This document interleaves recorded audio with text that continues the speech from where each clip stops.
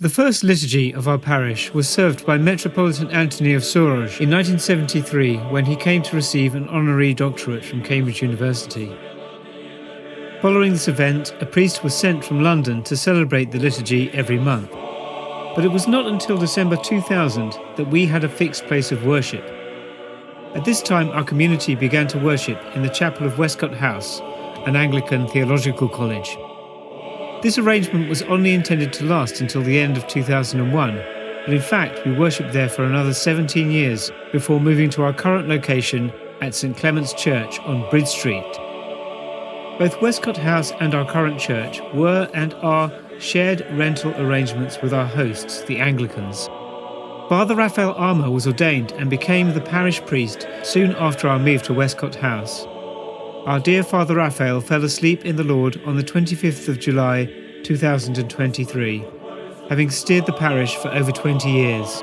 During that time, St Ephraim's continued its mission of providing a multi-ethnic, multilingual community in which, in the words of St Paul, there was neither Jew nor Greek, in order that, in the words of St John of Shanghai, the light of orthodoxy would shine throughout the world.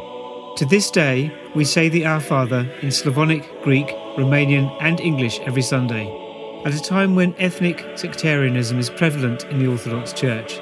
This is one of our greatest achievements. This aspect of the parish provides an example of hope and potential to the wider Orthodox community. Over the last 50 years, many Orthodox parishes in the UK have moved from their peripatetic existences to purchasing their own churches.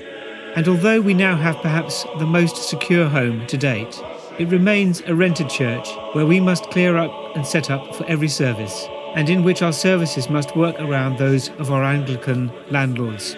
We dream of a church where our long and beautiful services can start at more amenable times, especially for young families, where our icons can remain in place all day for veneration, with the church being open for the faithful and for the casual visitor, with on-site facilities for parish events, feasts and lectures, and where we can have the security of ownership and can invest for the long term, and where we can adorn the church both inside and out as a sacred Orthodox space.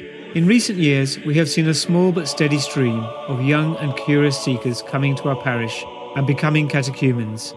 This is at least in part because the parish has made a firm commitment to English Orthodoxy and regularly organises pilgrimages to the sites of indigenous saints.